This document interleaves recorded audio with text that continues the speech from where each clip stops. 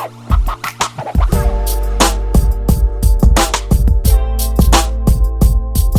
back to another episode of Simplyrobotix, the podcast. I'm your host, Monique. I am joined by J'Aaron once again. However, we have a new person joining us. Her name is Briana. You can follow me on all social media platforms at Simplyrobotix, because last time I did not say that in the beginning. Use the hashtag Simplyrobotixpod so that we can keep the conversation relating to the podcast show and the episodes, all that sort of stuff. Just be aware of it and just keep it going. So we are back to review now. This is episode 7 of Marvel Disney's What If, which is great. And shout out to J'Aaron and myself for every week consistently, watching once or twice, notes, maybe sometimes, and coming back and doing this. And we're already up to episode 7. And Briana, one way or another, found out that she was watching it. I know that she's a super Marvel head, comic hero stuff, just like J'Aaron.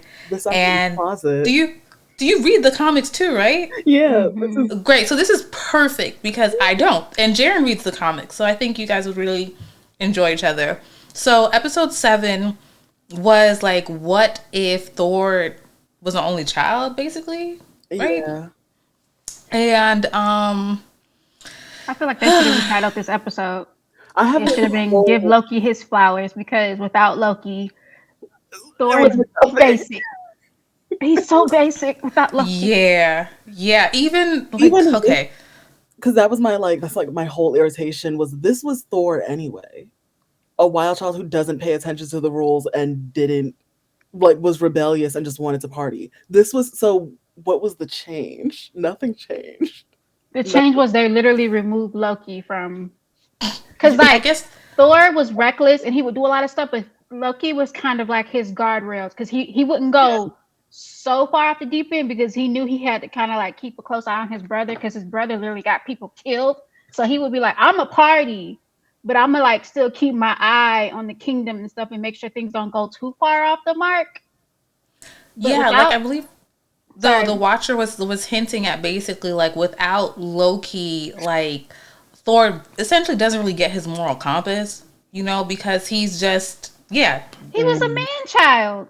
I felt like he was a man-child in the first Thor, though. The Thor that we saw, I was just I can see these two being the exact same person. He's reckless, running. Man-child, dude, bro.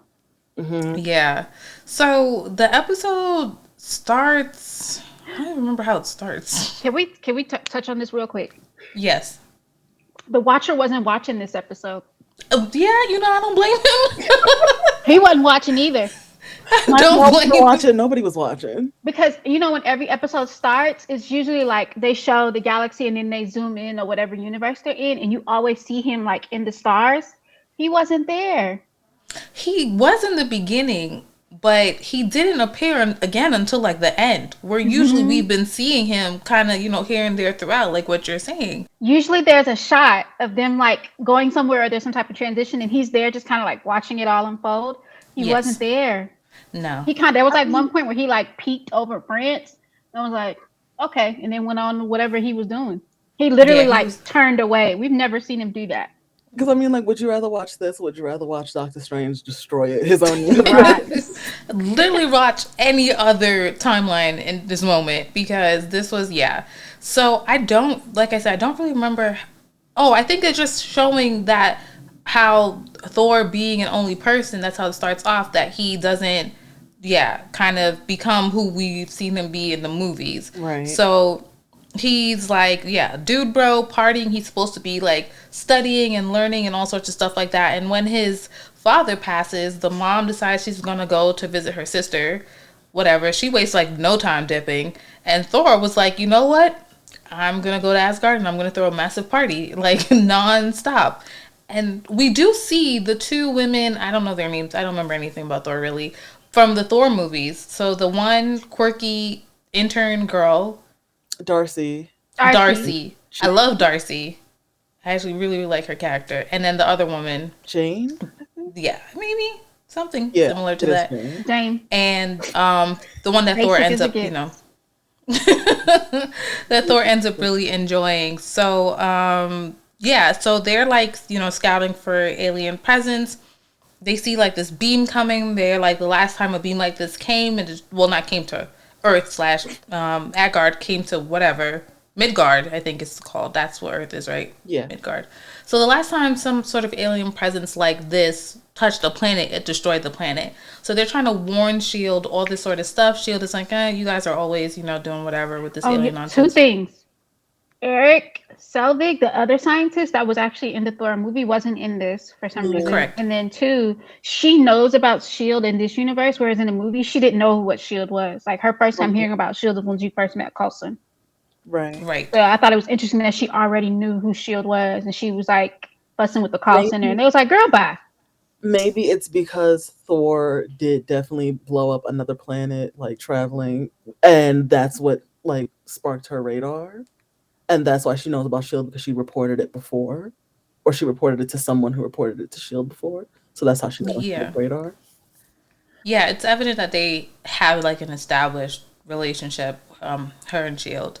So she and Darcy Jane and Darcy go to see what's at the end of this. And by the time they get there, it's like this rave happening, which seemed like Las Vegas at one point. Yeah, they were in Las Vegas. But I also read that due to like, there's some type of clause in animation that they can't duplicate Vegas. So it's like Vegas themed, but it's not actually the Vegas Strip.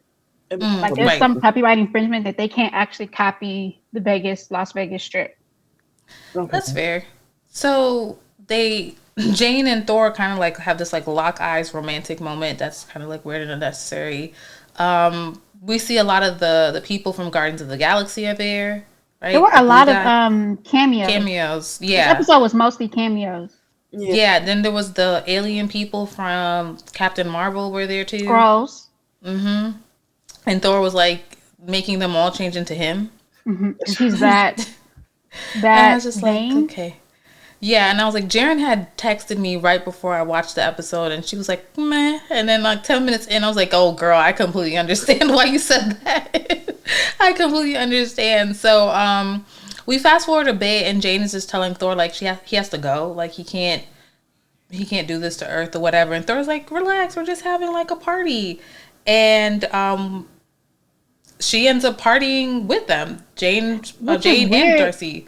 Because she finds out the last party he threw on another planet literally ended that planet. Yeah. Like, this is him. This is the guy. She was like, but she's so in love. She was like, but nobody got hurt, right? He was like, yeah, we made sure the goat got home. Right. I was like, bruh, you incinerated a whole planet. He's not. And then there was another cameo of that duck that was in the T'Challa episode. Yeah. Yes. I think they're warming people up to a Howard the Duck something. Yeah. He's making way too many appearances because before you used to just see him and stuff, but he would never speak. You would just like see him in the background. Now he's like speaking and he's interacting like with main characters. Yeah. Although he was in Endgame, he was holding like a giant gun when all of them were walking out of those portals. You could see a little Howard the Duck. Mm-hmm. He was also in I think it was I can't remember which Guardians of the Galaxies, but he was in like their little place where they go to the Collectors place. Yeah, he was with the Collectors. Yeah. I have to like watch a YouTube video about all his Easter eggs because I've never seen him before this series. People credit, which I understand why, people credit Blade as the first Marvel movie, but it was actually Howard the Duck.